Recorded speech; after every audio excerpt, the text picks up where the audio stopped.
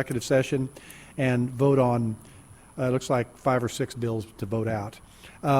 Like I said, I think everything today, except for maybe the 4th and 5th bill we're hearing, we've heard before. So please make your testimony as quick as possible so we can move through this. We've got a lot to do this morning. And with that, Michelle, will you call the roll? Senator Cierpiot. Here.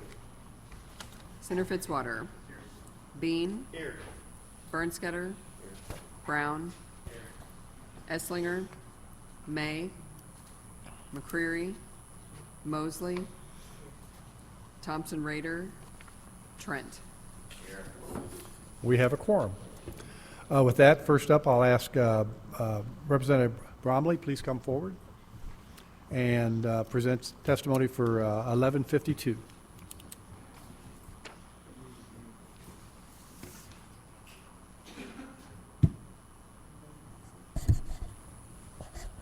Thank you, Mr. Chairman, members of the committee.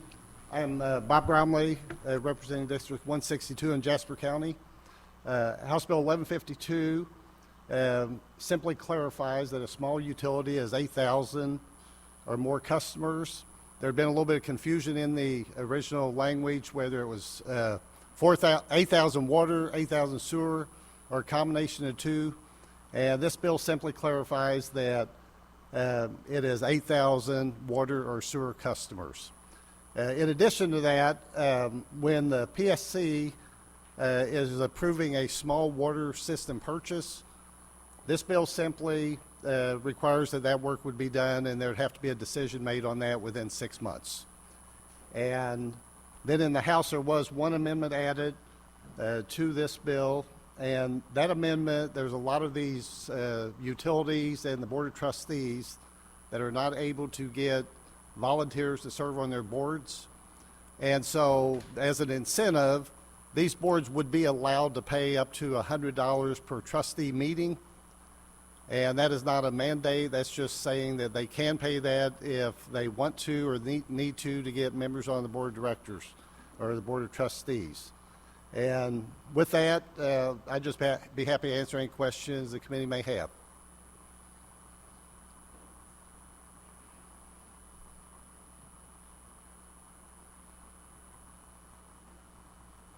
Thank you, Representative. Any questions for the representative? Seeing none. How many people want to testify on this bill in favor? Okay, against? Okay, please come forward and be as brief as possible. I'm sorry. Hang on just a second. Senator Mosley? I mean, he can come up still. Representative Senator Mosley has a question for I didn't hear her.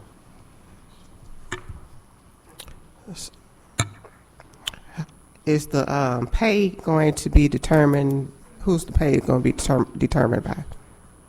You.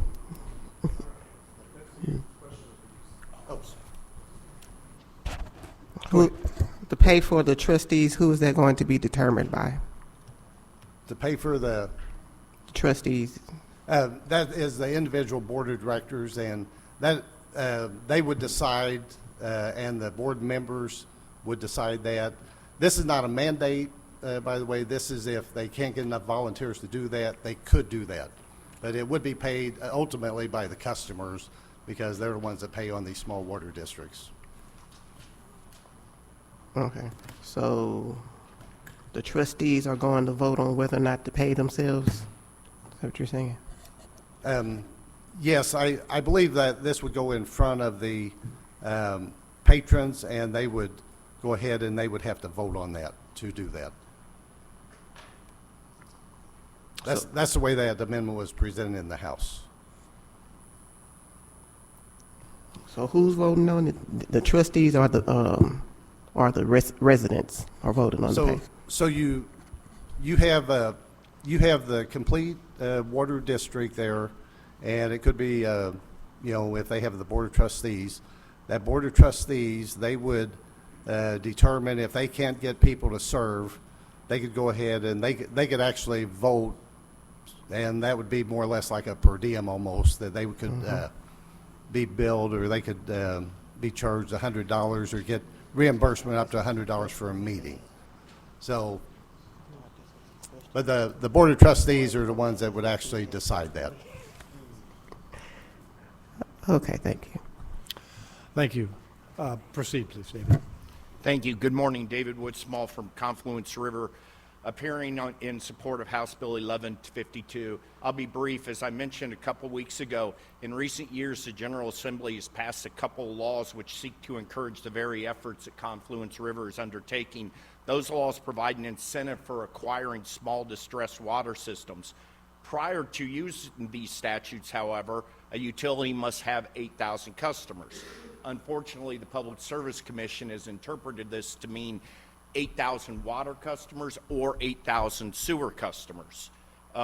Confluence River has 8,000 combined water and sewer customers, so there's a little bit of a disconnect there.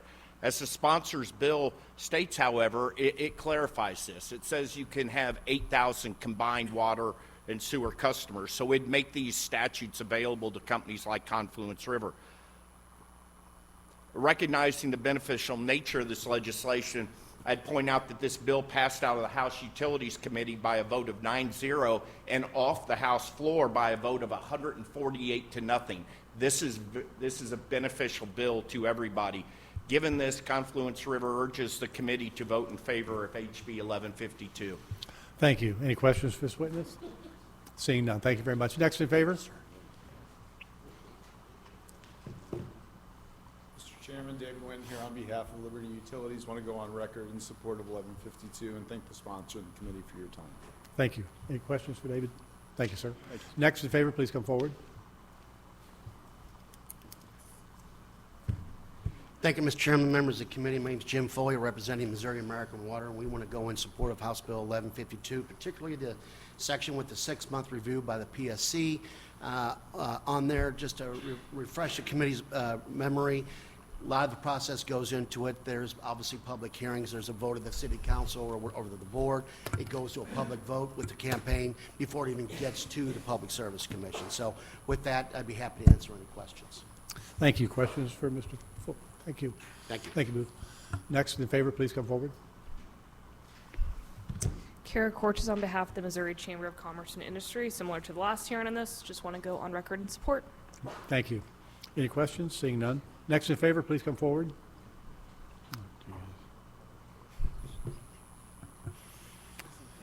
And I hope everybody's leaving a witness form.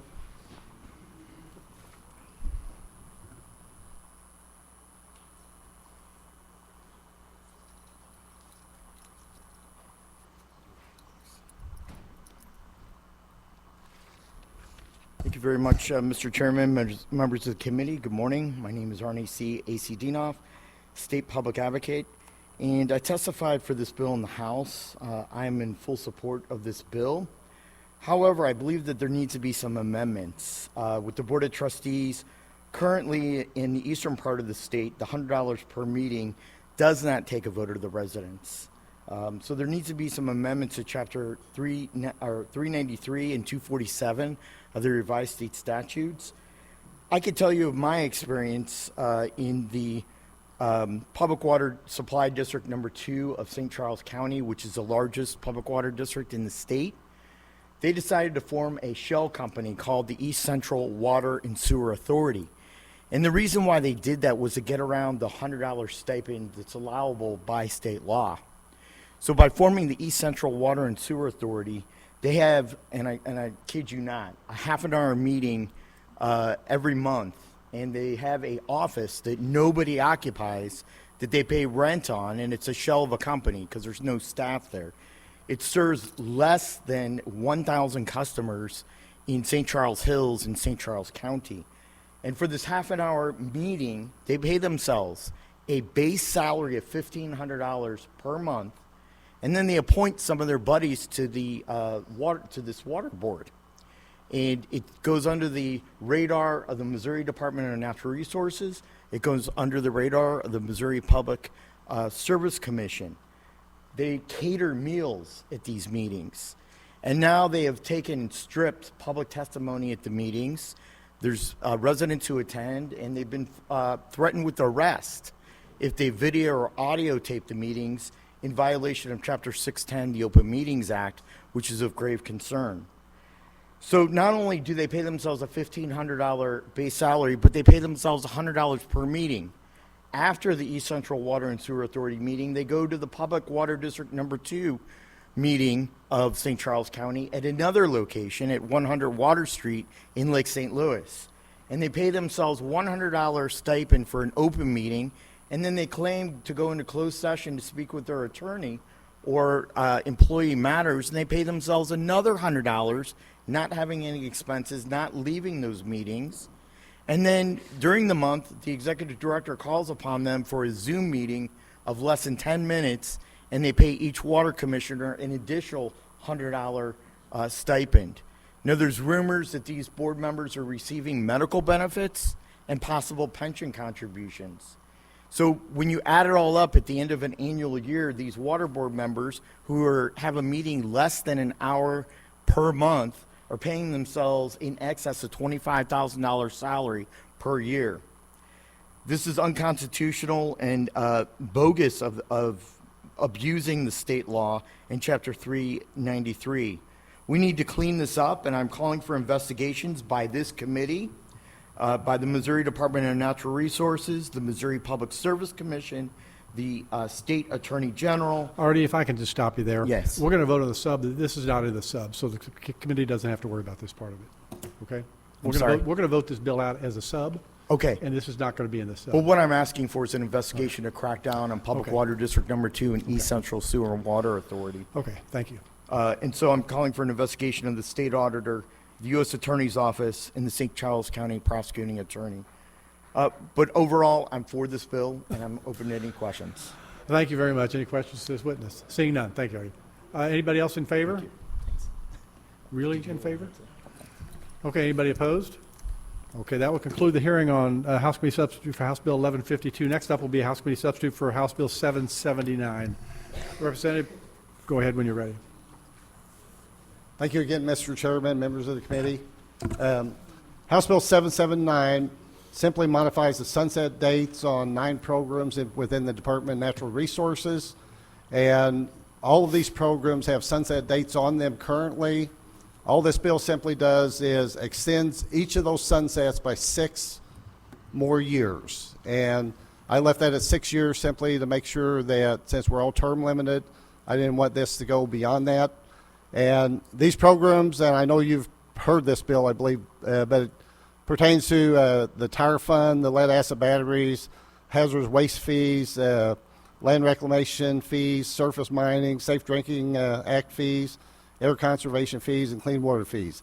And the one thing I would just reiterate on this is that these programs were needed for the effective functioning of the programs for the people of the state of Missouri and for the Department of Natural Resources. They do not raise any fees whatsoever, and this bill simply extends those sunsets by 6 years. There is still oversight either by the commissioners or through statutory requirements or through stakeholder engagement. And in addition to all of that, we still have the safeguard that the legislature still has the ability to have oversight. So with that, I will be happy to answer any questions. Thank you. And for the committee's reminder, we did hear this same bill from Senator Bernskoetter a few weeks ago. Questions for Representative? Seeing none. How many people want to testify in favor? Okay. How many against?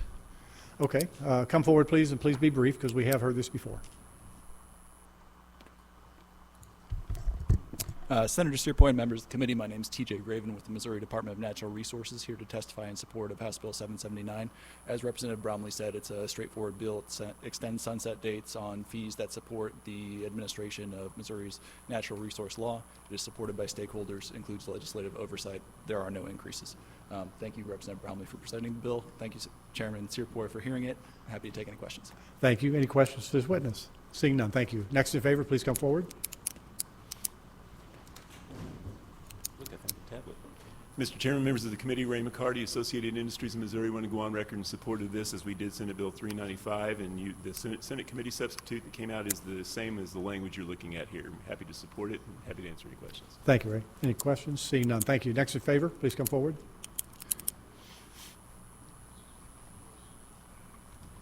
Good morning. Elizabeth Smith, Missouri Public Utility Alliance. I'm speaking in favor of House Bill 779. This helps to support and ensure adequate and consistent DNR support operations and assistance programming. Municipalities frequently work with DNR on air and water quality compliance issues, and for budget and planning purposes, it is critical to be able to anticipate fee schedules as well as consistency in regulatory oversight and programming. Thank you. Any questions for this witness? Senator May. Do you, on page 33 of the, what is this, the Senate committee substitute for House committee substitute, I don't know if the bill handler or you can answer this question. On page 33, section 640.023, explain that section to me. Notwithstanding any provision of law to the contrary, the Department of Natural Resources shall not take any permitting or regulatory action based solely on guidance that has not been promulgated as a regulation unless such use of guidance is agreed to by the permittee or person subject to such regulatory action. Who would be the permittee or the person subject? So I can answer where that came from. A lot of times the both federally, the EPA and the Missouri Department of Natural Resources, they have guidance documents as opposed to statutory or regulatory requirements. And those guidance documents, this simply wants to state that specifically the DNR cannot use anything in here to go by guidance documents. It has to go by statutory requirements. And that's why that statement was in, and that was something that some of the stakeholders brought forward. And I think that was something Associated Industries of Missouri wanted in that to clarify that this simply does not give the Missouri Department of Natural Resources any additional ability to do things other than the requirements in statutory. Yeah, but it doesn't prevent them from promulgating rules that go to the Joint Committee on Administrative Rules, though. No, it doesn't do That's that. All this statutory. does is it just simply keeps them from using a guidance document that they have. If it goes through rules, they can still do that. Okay, very good. Thank you. You're welcome. Okay. Thank you. Any other questions? Seeing none, thank you, Elizabeth. Next in favor, please come forward. Mr. Chairman, members of the committee, my name is Kaina Iman. On behalf of the Metropolitan St. Louis Sewer District and the Nature Conservancy, we support this legislation and appreciate Representative Bromley for bringing it forward. Thank you. Questions? Seeing none. Next in favor, please come forward.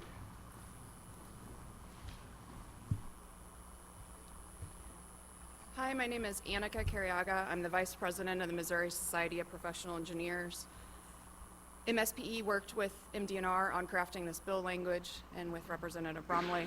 With the potential loss of almost $25 million of MDNR funding and the threat of losing Missouri's delegated authority from EPA, it's very important to get this bill, or at least one of the fee bills, to the governor's desk before the sunsets expire. The Missouri Society of Professional Engineers supports House Bill 779. Thank you very much. Questions for this witness? Seeing none. Next in favor, please come forward.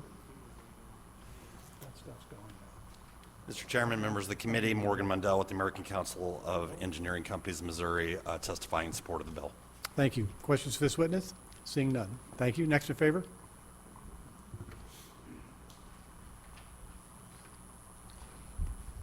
Good morning, Dan Kleinsawyer, Executive Director, Missouri Limestone Producers Association, testifying in favor of the bill. Thank you for your testimony. Seeing any questions? Seeing none, please come forward. Next. Kara Cortez on behalf of the Missouri Chamber of Commerce, also in support. Thank you. Questions? Next in favor, please come forward. Mr. Chairman, members of the committee, Fred Dryling today representing City Utilities of Springfield. I'd like to go on record in support. Thank you. Any questions? Seeing none. Next in favor?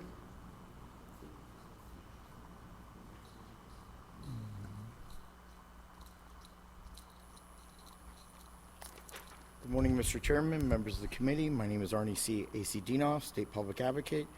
I'm in favor of this extending the fees. I supported this in February in the House Committee of extending the fees. I don't see an increase of additional fees of any of the state programs.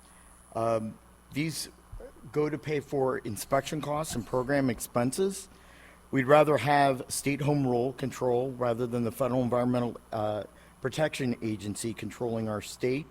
MoDOT has great relationships statewide in all the regions And with the local county governments, we want local authority at the state level and not the feds to come in and tell us what we can do and what we can't do. Therefore, I support these further sunsets of collecting these fees and program costs. Thank you. Questions for this witness? Seeing none, thank you very much. Anybody else in favor, please come forward. Anybody opposed?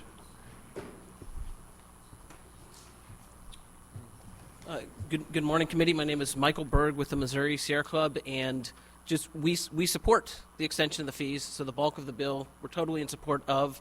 Our issue is with exactly the issue that Senator May brought up, that clause, the proposed section 640.023, notwithstanding any provision of law to the contrary, the Department of Natural Resources shall not take any permitting regulatory action based solely on guidance that has not been promulgated as a regulation unless such use of guidance is agreed to by the permittee or person subject to such regulatory action. First of all, we don't think that the decisions of the DNR should have a veto by those whom it is regulating. It is not standard practice for the DNR right now to use guidance to make binding policy anyways, but there can be some thorny legal issues because if you look at Supreme Court ruling from 2019, Kaiser versus Wilkie, there are some instances where EPA guidance is binding law. Basically, if you have a memo from an assistant administrator or the EPA administrator interpreting an ambiguous regulation, and the memo was related to the EPA's subject matter expertise and was published after the agency reflected on the purpose of the statute and regulation, it's binding law. So we think this should be debated outside of this very necessary and very important extension of the fees, and it just makes it harder for the DNR to be able to do its job to protect Missourians. And this is also did not get to this. The HB 631, this clause is also on it, and we don't support it there. So it's a big problem. It is a problem we see, but the general bill is very important. We support the extension of the fees. Thank you. Any questions for this witness? Seeing none. Thank you very much. Anybody else in opposition? Anybody for information purposes? That will conclude the hearing on House Committee Substitute for House Bill 779. Next, I move that we go into executive session. Do I have a second? You ready? Okay. Bernskoetter gave a second. All in favor, please say aye. Aye. Opposed? The ayes appear to have it. The ayes do have it. We are in executive session. I now move that we bring, let's see, Senate Bill 639 before the committee. Do I have a second? All in favor, please say aye. Aye. Opposed? The ayes appear to have it. The ayes do have it. Senate Bill 639 is before the committee. Senate Bill 639, let me pull it out real quick.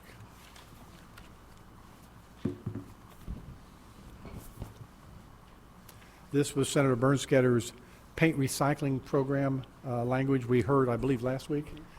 And so I move that we do pass Senate Bill 639. Do I have a second?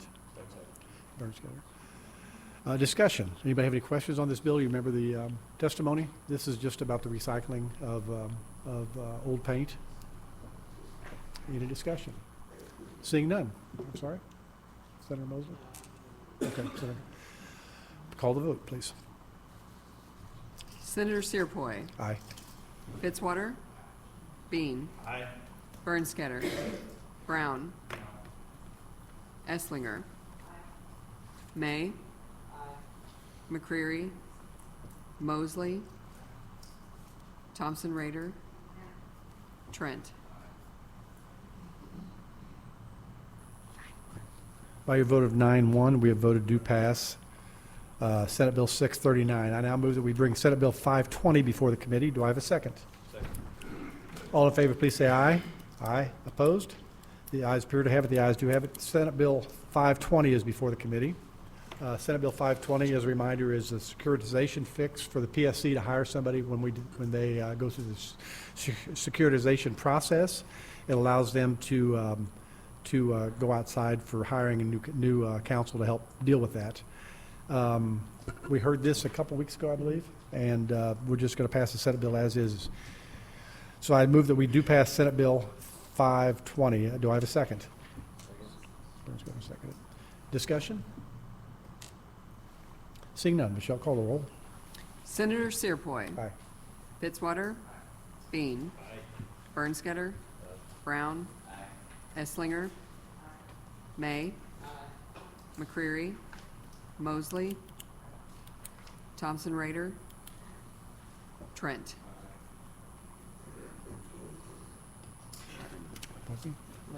11. By your vote 11-0, we have voted do pass Senate Bill 520. I now move that we bring Senate Committee sub for House Committee sub for House Bill 631 before the committee. Do I have a second? All in favor, please say aye. Aye. Opposed? The ayes appear to have it. The ayes do have it. We now have Senate Committee sub for House Bill 631 before the committee. We have a sub on this. It's been distributed. Does everybody have that?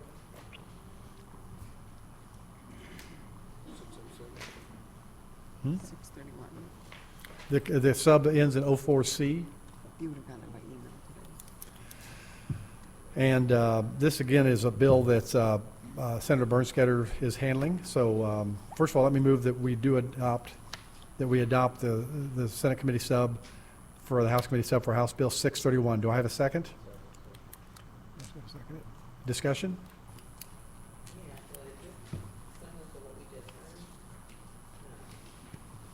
Mike, you want to explain what this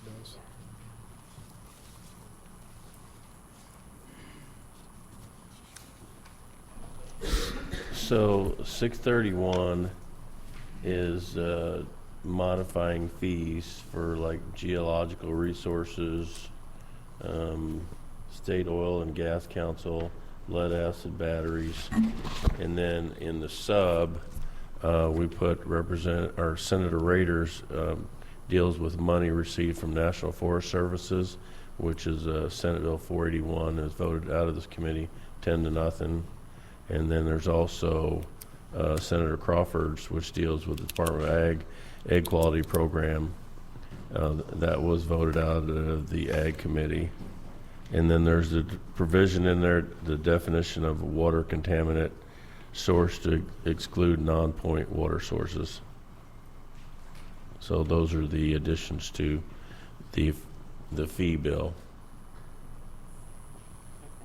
And I just have one question for you. The Hazardous Waste Emissions Authority, are we just revising, what are we doing there? Is that in the original 631? Yeah.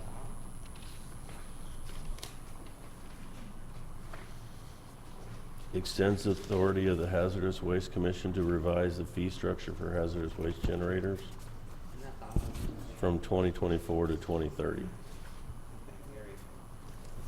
Further discussion? Seeing none. I've already made the motion. All in favor, please say aye. Aye. Opposed? The ayes appear to have it. The ayes do have it. You have adopted the sub. I now move that we do pass Senate Committee sub for House Committee sub for House Bill 631. Do I have a second? Second. Further discussion? Seeing none. Michelle, will you call the vote? Senator Cierpiot. Aye. Fitzwater. Bean. Bernskoetter. Brown. Esslinger. May. McCreary. Mosley. Thompson Raider. Trent. 11. By your vote 11-1, you voted, 11-0, we have voted do pass. Senate Committee sub for House Committee sub for House Bill 631. I now move that we bring Senate Bill 607 before the committee. Do I have a second? All in favor, please say aye. Aye. Opposed? The ayes appear to have it. The ayes do have it. Senate Bill 607 is before the committee. This also has a substitute. Ending in point 03C. This is the... Is it 03C or 04C?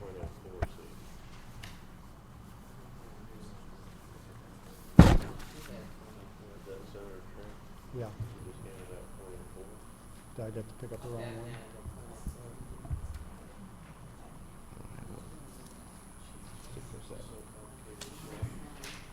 one? Is this the amendment? I got the amendment, okay. I don't need that. Here, shot it. So 4C. Yeah, 04C. I had the wrong one, sorry. And this is the grandfathering of the solar stuff, and have I made the do pass motion already? I mean, Look at your the sticky that adoption. he gave you. It's your sticky. Okay. Okay. First of all, let me redo that. I'm going to move that we adopt the sub. Can I have a second? Second. Okay. This is before us now, and discussion on the sub. Yes, Mr. Chairman. Senator Trent. I have an amendment. I believe it has been distributed as .01S. Right. And what it would do is strike in sections 1 and section 1.2 the phrase "or was contracted to sell power." This further narrows the projects that would be grandfathered into the bill, and I think makes the bill better for some of the members of the committee. Thank you, Senator Trent. Any questions on that amendment and what it does? The gist of this bill is we are for existing solar that was built under the no tax situation. It's addressing that, allowing them to be taxed at a $500 per megawatt hour, I think, in total. Unless This version has the 500 per megawatt and says 500 per section megawatt. 1, subsection 2. Right. If you remember the Which Supreme- is an increase because it had originally been de Right. minimis for this section. Because these were built with the idea that there would be no taxes. The Supreme Court threw that out last summer. They said they cannot be that way. And so this is an agreement between the existing ones that already have their business models built on the earlier number. And going forward, this will not apply to them. This will just apply looking backwards to these ones. And the ones that were taxed by a Chapter 100 thing, this will not touch them. It's just the ones that are outside of that. So we're correcting based on the Supreme Court. We're ruling based off what the Supreme Court said, that these places could not be tax-free. They could not be taxed. Right. Any further discussion? Seeing none, all in favor of adopting the Amendment 1 to Senate Bill,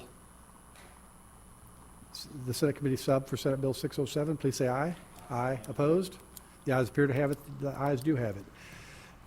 We have adopted the amendment. Now, I've already made the do pass motion. I'm sorry, the adoption motion on Senate Bill 607. Any further discussion? Seeing none, all in favor, please say aye. Aye. Opposed? The ayes appear to have it. The ayes do have it. You have adopted the sub for Senate Bill 607. I now move that we do pass the Senate Committee sub for Senate Bill 607. Do I have a second? Further discussion? Seeing none, Michelle, call the roll. Senator Cierpiot. Aye. Fitzwater. Bean. Bernskoetter. Brown. Esslinger. May. McCreary. Mosley. Thompson Raider. Trent. Yeah. By your vote for 11-0, you have voted to pass Senate Committee sub for Senate Bill 607. I now move that we bring House Bill 779 before the committee. Do I have a second? All in favor, please say aye. Aye. Opposed? Ayes appear to have it. The ayes do have it. We have got House Bill 779 before the committee. House Bill 779. Get that real quick. So House Bill 779 is exactly the same as the sub for House Bill 631, but we left out the water contamination definition. Okay. I move that we adopt the Senate Committee sub for House Committee sub for House Bill 779. Do I have a second? Burns got a second. Further discussion? Anybody have a...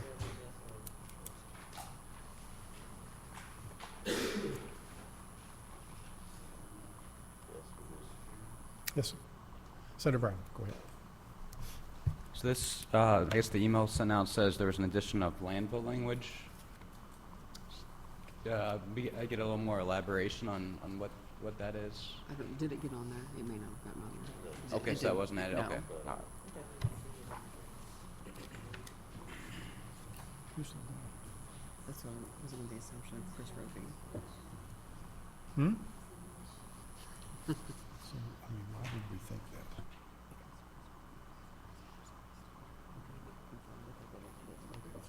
They did not open. Okay. Okay, so we have, any further discussion? Seeing none. I've already made the motion. All in favor, please say aye. Aye. Opposed? The ayes appear to have it. The ayes do have it. You have adopted the sub. I now move that we do pass Senate Committee sub for House Bill 779. Do I have a second? Further discussion? Seeing none. Michelle, call the roll. Senator Cierpiot. Aye. Fitzwater. Bean. Bernskoetter. Brown. Esslinger. May. McCreary. Mosley. Thompson Raider. Trent. 11-0. By your vote of 11-0, we have moved to pass Senate Committee sub for House Bill 779. I now move that we bring House Bill 1152 before the committee. All in favor, please say aye. Aye. Opposed? The ayes appear to have it. The ayes do have it. House Bill 1152 is before the committee. 1152 is one of the bills we just heard also. We also heard it a few weeks ago. This is the water definition and acquisition of small water utilities. The part about the payments is not in here that you heard for the water board. This is just a straight up. The questions you had earlier about paying the trustees is not part of this bill as a sub. And so it's just back to the water language that we had for they can acquire, instead of 8,000 sewer and water, 8,000 total. So you count both sides. Yes, that's 05C. Okay.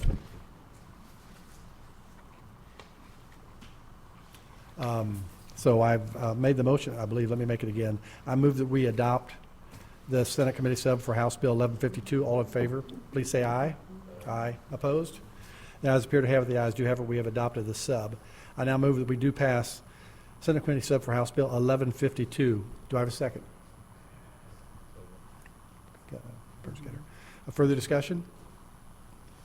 Seeing none, Michelle, call the vote. Senator Cierpiot. Aye. Fitzwater. Bean. Bernskoetter.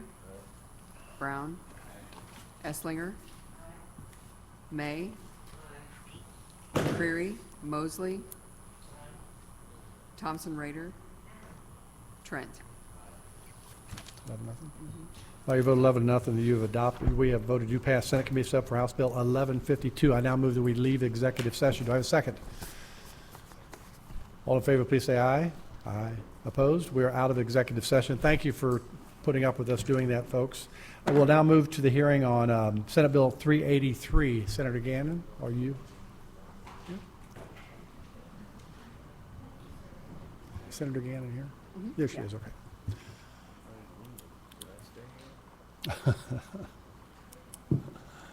That's your call. Senator Gannon, thank you for being patient with us. No problem. Oh.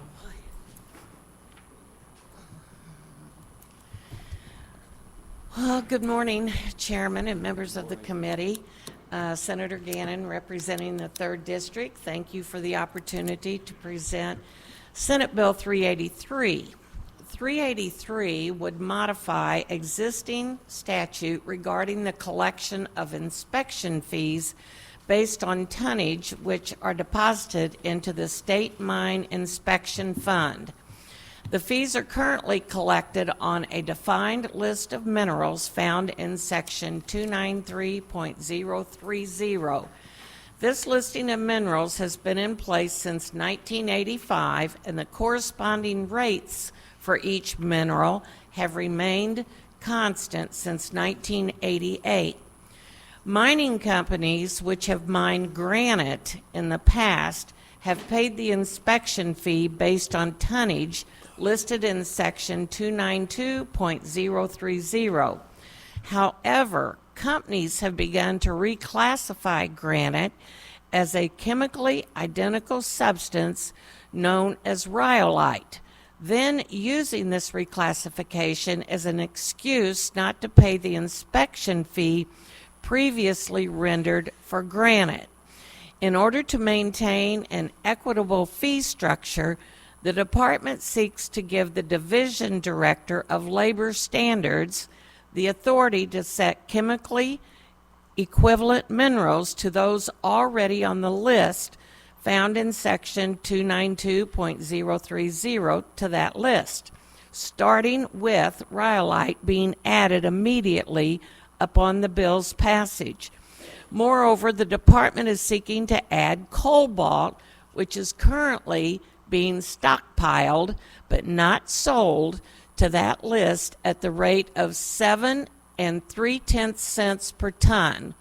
In addition to this, a late fee would be assessed on companies which fail to pay the fee, something which has not existed in the past.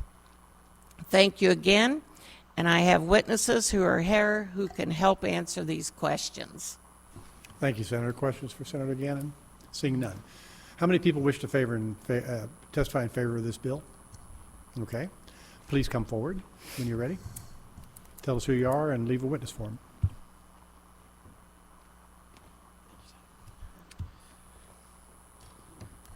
Good morning, Mr. Chairman, members of the committee. My name is Logan Hobbs. I'm the legislative liaison for the Department of Labor and Industrial Relations, here testifying in support of the bill. This is the department's proposal to fix an issue that has come up recently. As the senator explained, we have the Mine Safety Inspection Fund. It's funded through MSHA grants, which is a federal agency having to do with mine safety inspections as well, and then the funds that come in from this inspection fee based on tonnage on those minerals in 292.030. Because some of the companies have reclassified granite as rhyolite, we're seeing about a deficit of about $74,000 in fees that we're no longer receiving. The real problem here is that some companies continue to pay it as they always have because it is a chemically equivalent substance to granite, and some have elected not to. So it's creating an unfair playing field for those that we are going to still inspect, but some of them are paying and some of them aren't. So we're hoping to create a solution that looks forward to other minerals that may have the same issue come up. So what we had originally tried to do was give the division director just the power to add minerals to the listing that you see before you. After talks with stakeholders, we completely understood the concern with a division director being able to just add minerals that would then have a fee assessed on them. So we think we've come to a good place with our stakeholders that have to that pay into this fee, where we would have the division director only be able to add chemically equivalent minerals to this listing, so that if someone tries to play the name game, we can then add that mineral and it would keep them from doing that in the first place. That would fix the rhyolite issue by itself. And just as an example, trap rock is also a chemical equivalent of granite. It is paid as granite. If someone tried to say, oh, this is trap rock, not granite, then this legislation would allow us to address that immediately without having to come back to the legislature. We would still have to come back to the legislature, however, for completely new minerals, which alleviates the fears that the stakeholders had in the beginning. One thing I'd like to point out about the bill, it appears the rates almost triple. There are no fees being raised in this legislation. I just want to make that very clear. The rates increase because of the provision that you see in the section that is crossed out in the Senate committee substitute on page 2, where from 85 through 88, those rates that you see increased by 25%. We have left them there. We are going to leave them there, and we have no intent to raise them at this time. So that is the issue and the solution we have proposed, and I'd be happy to take any questions you have concerning this matter. So a company avoids fees simply by changing the name of what they're pulling out of the ground? Correct. So if they classify it as rhyolite, they report it as such, then they say, well, that mineral is not on the list, so we're not going to pay. Well, can they, if you change, they can then call it Charlie and still pull it out? And well, that is what we hope to not have happen in the future. But yeah, that's what they reported to us as in our annual mine report. Okay, thank you. Questions to this witness? Seeing none, thank you very much. Thank you. Next in favor, please come forward.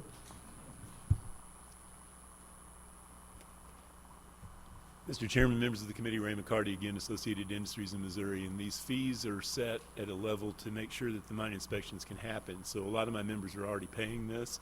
Some people are trying to cheat the system. This would stop that. We're very supportive of fixing it. And we think it fixes it going forward because of the descriptions. Thank you. Questions for this witness? Seeing none. Thank you. Anybody else in favor? Anybody opposed? Information purpose? Artie, got to be quicker, Artie.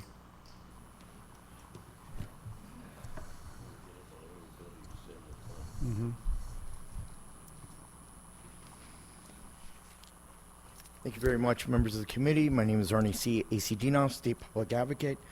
I'm opposed to this collection of additional fees and additional categories. We don't need any new fees in Missouri state government.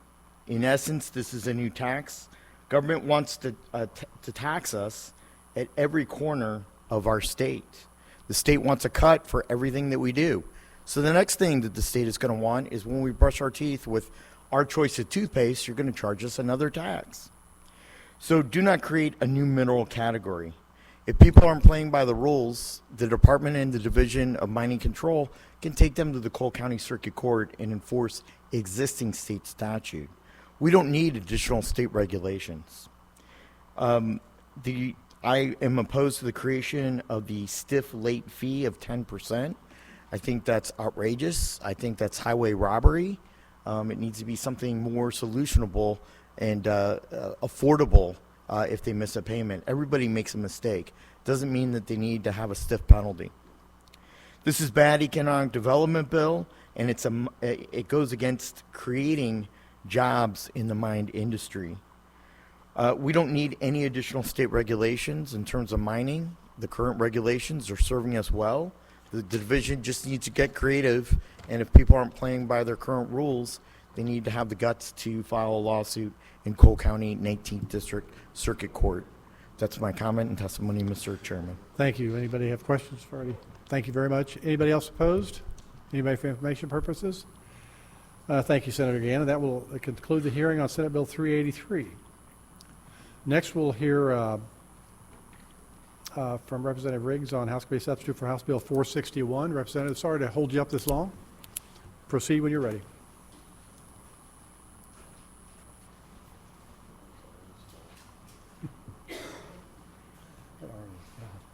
Can't figure that guy out. Thank you, Mr. Chairman and members of the committee. For the record, Lewis Riggs, representing 5th District, which includes all of Marion and Royals counties in northeast Missouri. House Bill 461 is the rest of Senate Bill 820, which passed out of the General Assembly last year. It establishes a broadband development council to provide legislative oversight, of which there is at this moment precisely none. Stakeholder engagement and guidance regarding our substantial investment in broadband resources, which total more than $250 million for FY 2023, anticipating another $250 million for FY24 and as much as $1.2 billion for FY25 and FY26 when the feds push the next round down. This council is designed to examine the effectiveness of online education, remote work, career readiness, and workforce training, increasing access through digital navigation services, and evaluation of what is working and what is not statewide. I will gladly take any questions at this time. Thank you, Representative. Any questions for this on this bill? Seeing none. How many people want to speak in favor of this bill? How many opposed? Please come forward.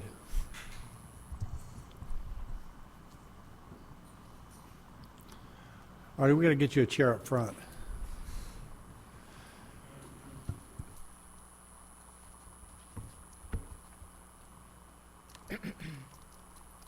Thank you, Mr. Chairman, members of the committee. My name is Arnie C. Acdinoff, State Public Advocate.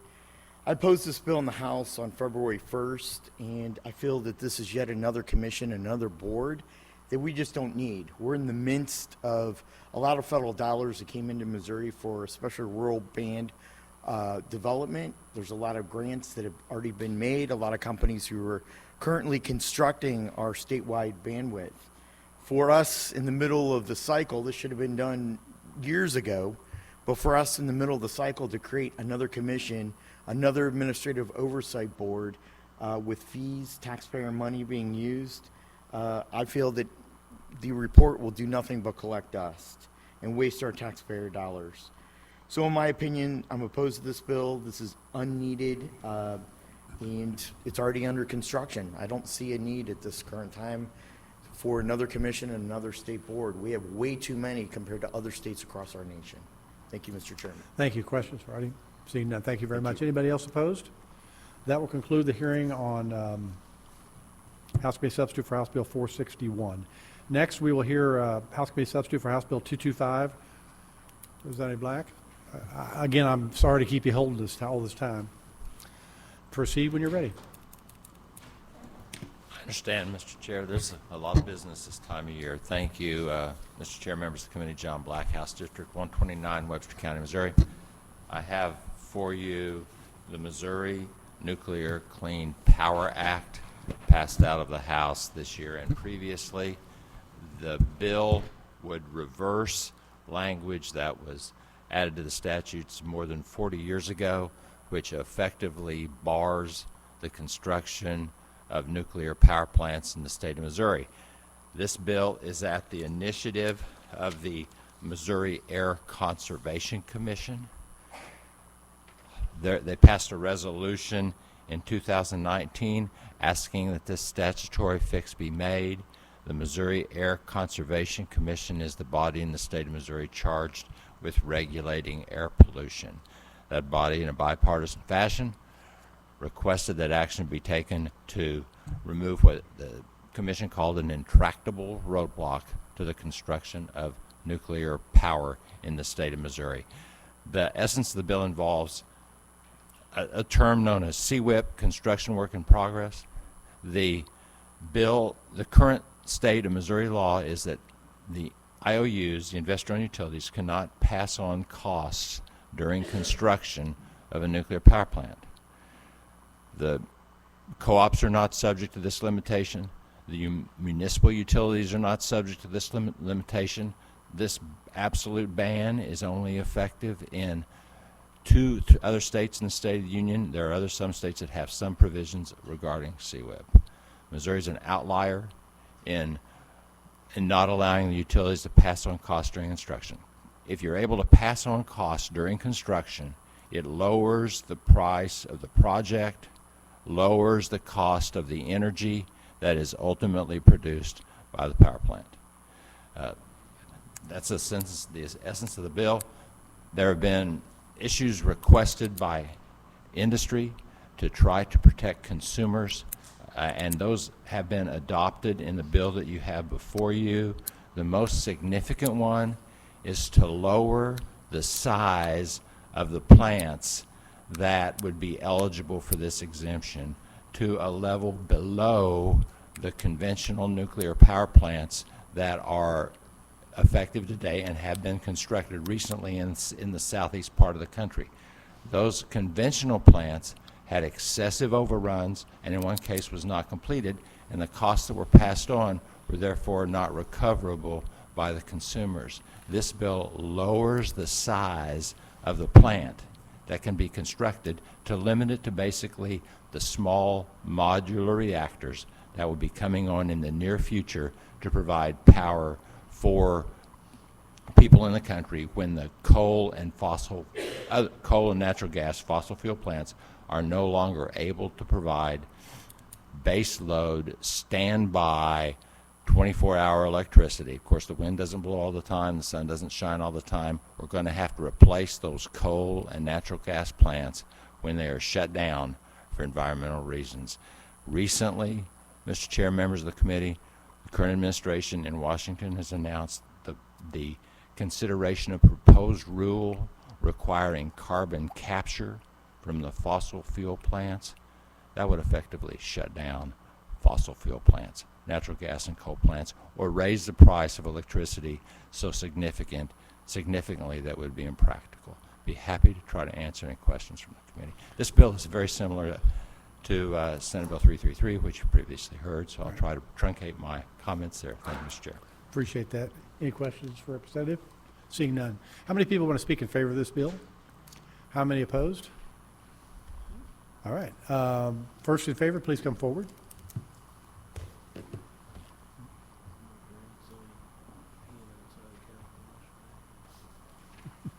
Good morning, Mr. Chairman. Elizabeth Smith with Missouri Public Utility Alliance. We represent municipal utilities. We represent municipal utilities. While this measure does not directly impact municipal utilities, we do recognize the need for the construction of additional dispatchable power.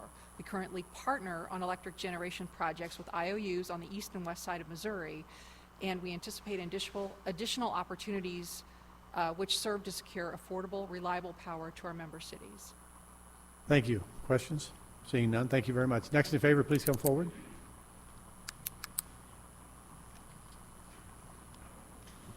Hello, Mr. Chairman, members of the committee. Rebecca Eichelberger with the Association of Missouri Electric Cooperatives, and I will be quick. We do not have a position on the PSC rate-making portions of the bill. However, we do support the intent of the legislation in removing impediments to nuclear energy as an additional baseload generation source. With that, I'll take any questions. Thank you. Questions for this witness? Seeing none. Thank you very much. Next in favor, please come forward. Mr. Chairman, members of the committee, Fred Dreiling today representing City Utilities of Springfield. As mentioned, we have the ability to do QIP right now. However, in order for a project like this to move forward, we'd have to partner with an investor-owned utility. Therefore, we're in favor of the bill today. Thank you, Fred. Anybody questions? Seeing none. Thank you. Anybody else in favor? The first opposed, please come forward.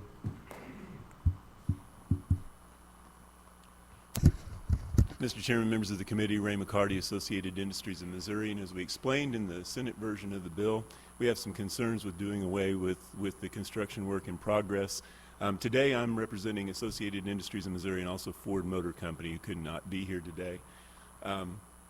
We have a couple of problems with the bill that's different than the bill that you voted out of committee. One is that the bill you voted out of committee was limited to 300 megawatts. This bill allows 600 megawatt projects. The FERC definition of small modular reactors is 300 megawatts. We believe that's sufficient if that's truly the intent of the bill. Also, the QIP, the construction work in progress prohibition, was put in place when we were building a nuclear reactor in the state of Missouri that took more than 10 years to put together and to construct. And if you're dealing with a project that long, then you could have the time value of money mean something. When you're talking about a small modular reactor, my understanding is once they are put in place, you're looking at 2 or 3 years, which means that time value of money isn't as important even to the utility companies that would be building them. So we don't think that it's right to overturn what the voters put in place back in the 70s to protect ratepayers. The other big major difference between the House version of the bill and the Senate version of the bill is you provided clawbacks in your language to make sure that if a project were never built, ratepayers were not on the hook for that, and there would be a refund mechanism that would go back to ratepayers for whatever they've paid in for this project. Remember, all those costs flow through to ratepayers.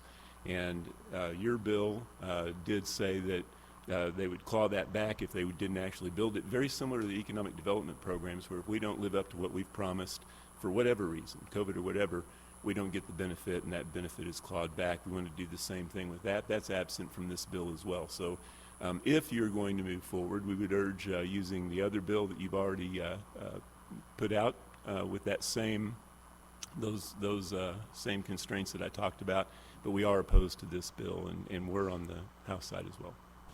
Thank you. Questions for this witness? Seeing none, thank you, Ray. Next opposed, please come forward.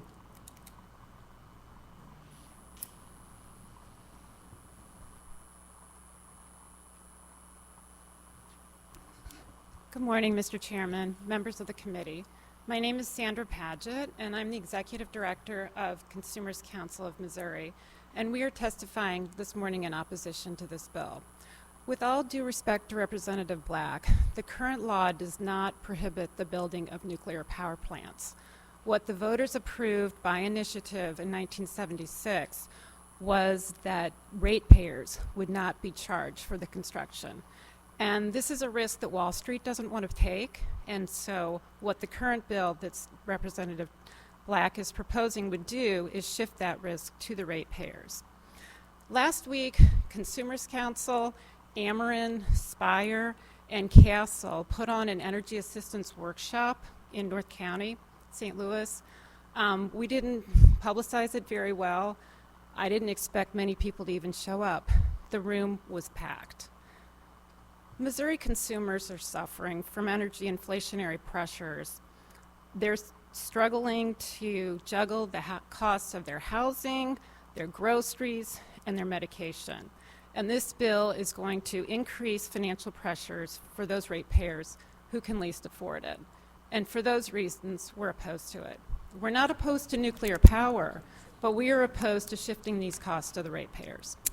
Thank you. Questions for this witness? Seeing none, thank you very much. Next in opposition, please come forward.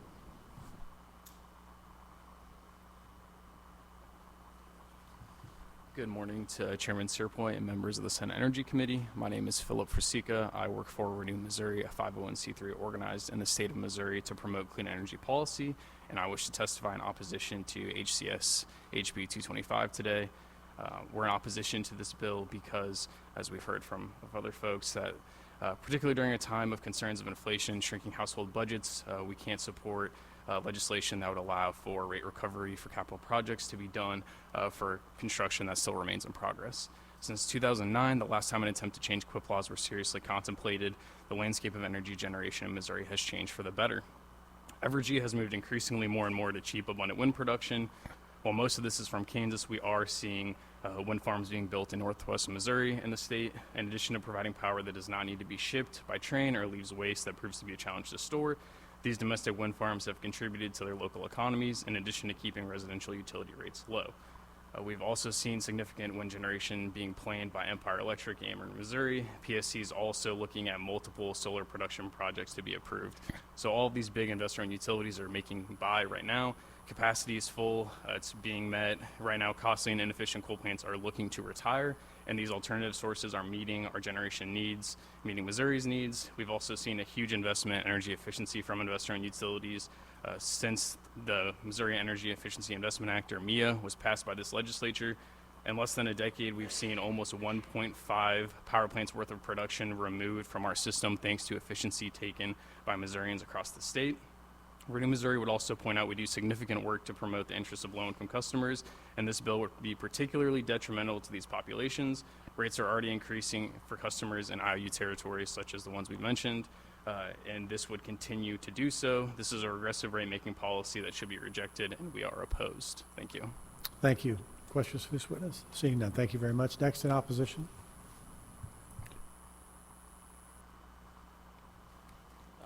Good morning, Chair Cierpiot and Commerce Committee. My name is Michael Berg with the Missouri Sierra Club. My colleague Ed Smith presented a very long testimony against Senate Bill 333, yes, 3 3s, which is similar, so don't want to get into all the details, but we agree with a lot of what was said in opposition previously. We see this as essentially a tax, because, you know, and if you look at what happened in using QIP in South Carolina, ratepayers paid up for about $9 billion in costs for a hole in the ground that was never built. You have these cost overruns in Georgia for the nuclear power plant that was originally estimated to be $14 billion, which is now coming in at over $30 billion. And if you look at that, that's about 2,000 megawatts. Ameren recently contracted for 700 megawatts for $1 billion.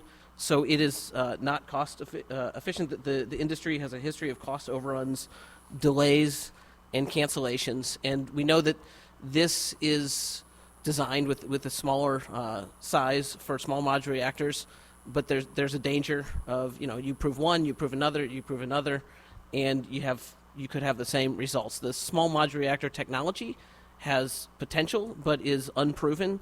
And if you look at the estimates of costs, even before any are built, that it might be ready by 2030, but the cost estimates are already going up. So we see this not necessarily to put renewable energy online, and is not good for consumers, and goes against what the people of Missouri decided in 1976. Thank you. Questions for this witness? Seeing none. Thank you. Next in opposition.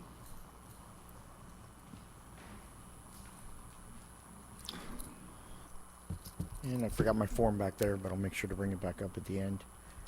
My name is Arnie C. A.C. Dinoff, State Public Advocate, and on February 22nd in the House, I was opposed to this legislation. This bill will increase the cost of producing energy on the backs of 6 million, it'd be 6 million Missourians. Some are rural co-ops, some are Ameren UE, some are Empire, some are Kansas City Power and Light. So we'll be on the backs of all of our citizens. This is a pro-electric power company bill, and it goes against the Missouri consumer. Utility company salaries are off the charts.